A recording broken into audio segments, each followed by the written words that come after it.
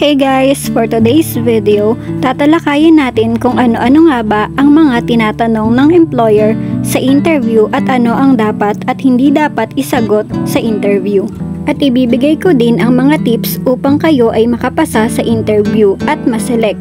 So make sure to watch this video till the end. So una, ano-ano nga ba ang tinatanong sa interview? Number 1, syempre, introduce yourself.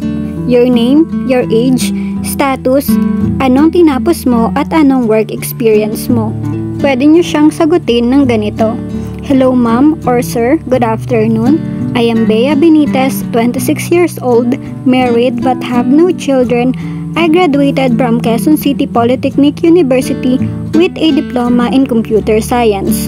Number 2, what are your skills? At ito ang example sa sinagot ko.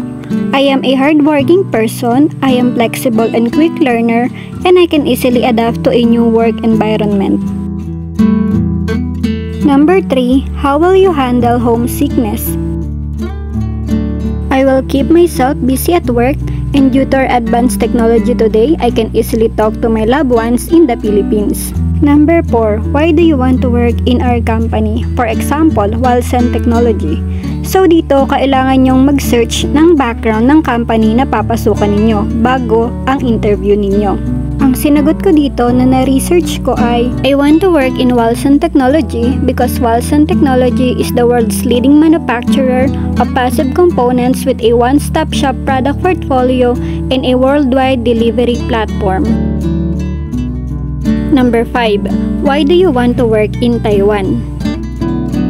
I want to work in Taiwan because I want to help my family and I want to save some for my future. Number 6, why do you choose Taiwan? I choose Taiwan because Taiwan offers a lot of opportunities to many Filipino who wants to work abroad, and also it is one of the safest country in the world. Ang huling maaaring itanong sa inyo ay, what do you know about the company? So ito halos katulad lang ng tanong sa number 4. Kailangan din ay may kaunti kayong kaalaman about sa company.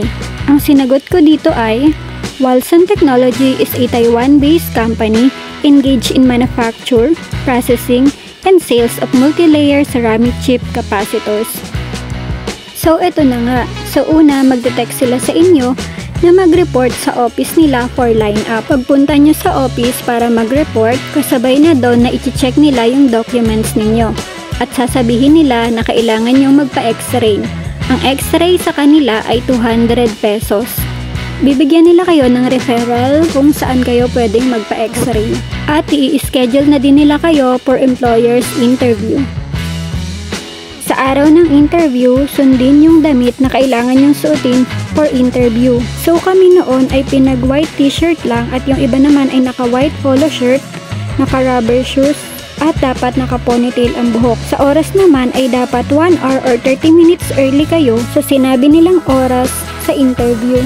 Syempre, kung mas maaga ka, mas mauuna kang ma-interview at maaga kang matatapos sa interview. At kaya din maaga kayong pinapapunta doon ay dahil mag-e-exam pa kayo. At kung sino lang ang makakapasa sa exam ay siya lang din ang makakarating sa interview. Yung mga hindi nakapasa sa exam ay pinapauwi din nila agad. Yung tungkol doon naman sa in-exam namin ay tatalakayin ko sa susunod na vlog ko. Ang next tip ko, pagpasok nyo pa lang sa interviewer's room ay mag-greet agad kayo sa kanila and make eye contact. Lalo na kapag kinakausap na nila kayo. Huwag kung saan-saan tumingin at syempre first impression last. Kaya gawin nyo na yung best ninyo para ma-select kayo. During interview ay pagbubuhatin nila kayo ng parang punching bag na nasa 15 to 20 kilos. Kailangan ay mabuhat nyo ito. Ang lahat po ng sinasabi ko dito at tip ko sa vlog na ito was based on my experience. Syempre, iba-iba po yan sa iba't ibang company na papasukan ninyo.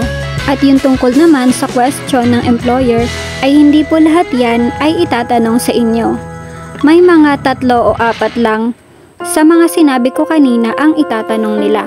At ang tip ko pa po ay kung ano lang yung tinanong sa inyo ay yun lang ang sasagutin ninyo. Ayaw nila sa bida-bida at nagmamagaling.